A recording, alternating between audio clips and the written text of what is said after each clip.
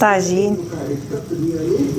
بفخاد الدجاج والبصل والزبيب، يعني مزيج بين الحلو والمالح. السلام عليكم. اليوم ان شاء الله غادي نقدم معكم طاجين ديال الفخاد الدجاج والبصل والزبيب. طبعا بالنسبه هاد الوصفه هي عباره عن مزيج بين المالح والحلو. فان شاء الله غادي نحتاجو في الاول فخاد الدجاج، يعني هنا حسب عدد الافراد. المهم تقريبا عندي هنا خديت نص كيلو من فخاد الدجاج.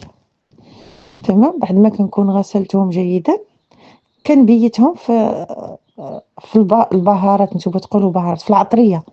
كنبيتو في العطريه، حنا كنقولوا عطريه. العطريه اللي هي عباره عن ملعقه صغيره من فلفل اسود، ملعقه صغيره من زنجبيل، ونصف ملعقه صغيره من الكركم، ونصف ملعقه صغيره من الزعفران، وضامه منسمه للدجاج. هذه كتبقى اختياريه، لان اغلب الناس ما كيستخدموش هاد النوع من الاشياء الجاهزه. المهم انا كنستخدمها. وكذلك ملعقه صغيره من السمنه البلدي. كنخلط المكونات جيدا، وكنعصر فيها واحد عصير ليمون تقريبا ما يعادل نصف كأس، وخليها بايته. اليوم الثاني كناخذ الطاجين ديالي اللي غادي نخدم فيه. كنحط فيه بصله مفرومه ناعم في الاول، نفرشها فيه. من بعد كنحط هذوك الفخاد نستفهم. تمام، وكنرش عليهم ملح، لان الملح ما كنبيتهاش فيه. في الحقيقه كنبيت فيه البهارات، الملح ما كنبيتهاش فيه. وكنرش عليهم بودره الثوم، حتى بودره الثوم ما كنبيتهاش فيه. تمام، هذه بالنسبه لرمضان ما كنبيتش فيه هاد بودره الثوم، لانه باش ما تجيش يعني بارزه هكذا.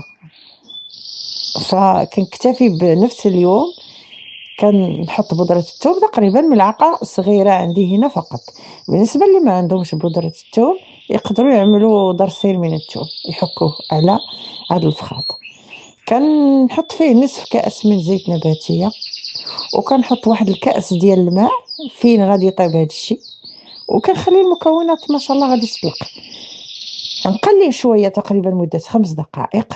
من بعد نعري عليه ونشد البصل. عندي تقريبا هنا كيلو من البصل اللي كنقطعوه شكل هلالي.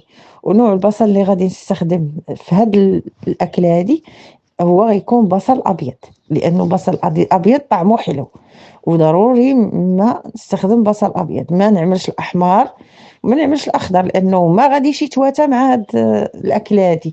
فضروري يكون بصل ابيض طبعا. حنا تنقولوا لها البصله المكناسيه، هي اللي كيكون طعمها حلو سبحان الله، كتكون لذيذه وكتجي في هذه الوصفات. كنقطعوا شكل هلالي كما قلنا كيلو من البصل. كنسم هذا البصل بالقرفه. عندي تقريبا ملعقه كبيره من القرفه كنسم بهذا البصل، يعني كي كنقولوا كنبسبسها. كنشد البصله اللي غادي نحط في الطاجين كنحطها في البانيو، كنرش عليها، كنقطعها بعد ما قطعتها كنرش عليها هذه القرفه، نلبسها بالقرفه كلها، وكنحطها فوق هاد المكونات كلها اللي فوق هاد الدجاج والبصله اللي فرشتها من قبل. تمام، بعد ما كنستفها كناخذ الزبيب حتى هو اللي كنكون نقعته من قبل. عندي تقريبا 200 غرام من الزبيب تقريبا. خديت هنا الزبيب الاسود، فباش يعطي حتى اللون ما عملتش الزبيب الابيض لانه البصله بيضاء، فالزبيب اسود فباش كيعطي واحد المزيج واحد اللون. حطيته حتى هو من فوق من هذاك البصل، وضفت عليه كأس ثاني من الماء. ما غاديش نفوت هاد الكأسين من الماء. هذه بالنسبه للاكله، لان البصل غادي يفرز الماء ديالو. تمام، فما غاديش نحتاجو نعملوا ماء كثير باش ما يجيش عاود مايع. تمام، وكنغطيه وكنخليه تقريبا يطيب مده نصف ساعه كافيه، لان الدجاج لما كيبات فما كيحتاجش ما كيتطلبش وقت طويل. وكذلك البصل الابيض لا يتطلب وقت طويل، ولازمنا يعني في هذيك الفتره يعني بسرعه كيطيح وكيكون معسل بهاد الطريقة اللي كنعملو، سوا الزبيب. كاين اللي كيعمل فيه ملعقة عسل من الفوق باش كيزيد يعسلو، كيعطيه داك المنظر الذهبي. انا ما عملتهاش بحكم ان زوجي غادي يتناول معنا ومريض بالسكر، فاكتفيت بهذه المسائل الطبيعيه اللي السكر ديالها كيقدر يتحرق بسرعه. لان حنا لما كنعملوا شي حاجه يعني صناعيه، فصعيب على الناس اللي كيكونوا مرضى السكري، وصعيبه حتى على الناس اللي عندهم السمنه بحالي، اللي كيكون عندهم وزن زايد، فصعيب عليهم انهم يهضموا هذا الشيء. فباش تكون طبيعيه خليت الامر هكذا، وفعلا جا طعمها حلو، جا مزيج بين المالح والحلو.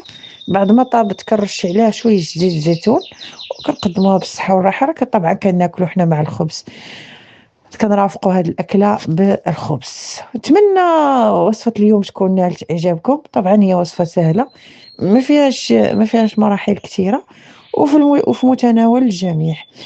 تحيه للجميع ورمضان كريم.